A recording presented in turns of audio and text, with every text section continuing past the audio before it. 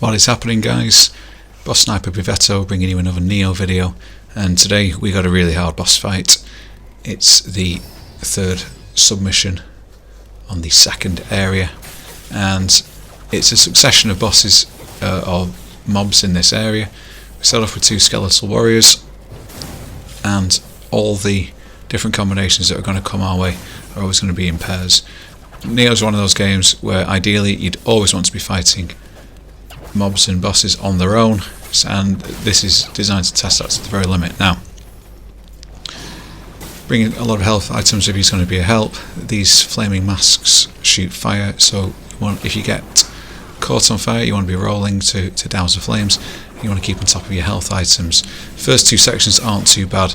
It all gets an awful lot worse now. So we've got a giant skeletal warrior, and we've got one of the kind of horned fiend guys, and we've also got, just for extra fun, an extra archer up here on the ledge. Now, I suggest that you run up onto this ramp, and you use this ramp as a means of creating some space for yourself, healing up, and throwing the occasional hit. My strategy with a Kurosagama is going to be to keep running up here, trying to use the range attack, score a hit, turn around and run up the ramp again. It's not pretty, it was the most effective way I had it. Now, using the strategy, a good thing about being on this ramp is that your enemies will line themselves up behind each other, so when you do time it right, you'll hit them both with the same throat. Now, having taken out the fiend, you can then stand and face the skeletal warrior.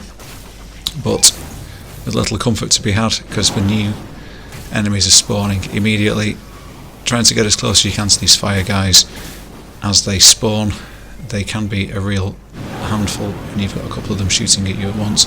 Again, the longer you stand still, the more trouble you're in for. So, desperately trying to find somewhere to retreat to heal up. Now then, we've got a samurai and we've got a giant skeletal warrior. I found this particular combination the hardest, because the little samurai guy, he is incredibly aggressive, very, very fast, and while the skeleton kind of lumbers around after you, the smaller warrior is much more savvy.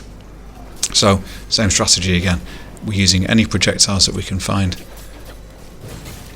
Make sure you equip projectiles with you, and really it's all about trying not to stay on the same spot for too long.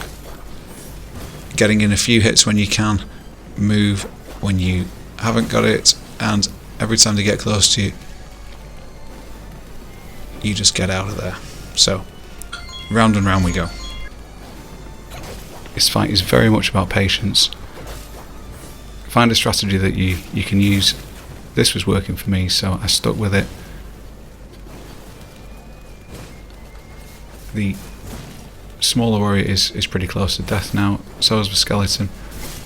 Just got to keep your patience and wear them down.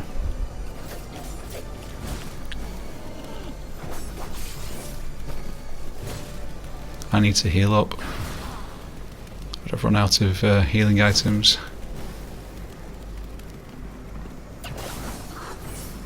So,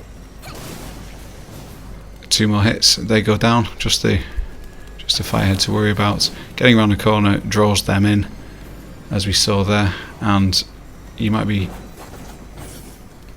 thinking it's all over. Here comes yet another of the samurai warriors. This time at least he is on his own, so he doesn't have any backup, and that's going to make him a great deal easier. So I've run out of health items. I am now keeping my distance, making sure he's not going to score a hit. One more hit and I'm done for. And really it's just being patient, picking him off, and we're done. So, pick up all the items, which includes the boss room key, and what you might be fearing is that we now face an even worse enemy through this door. Happily, there isn't, and when you get in here, there's simply this guy playing well, I don't really know what that is, but he's playing it with what appears to be a sickle. Probably isn't doing it much good. Anyway, he's a one-hit kill. I didn't test it out with any other weapons. Hope that was helpful to you guys. Leave me a like. See you next time.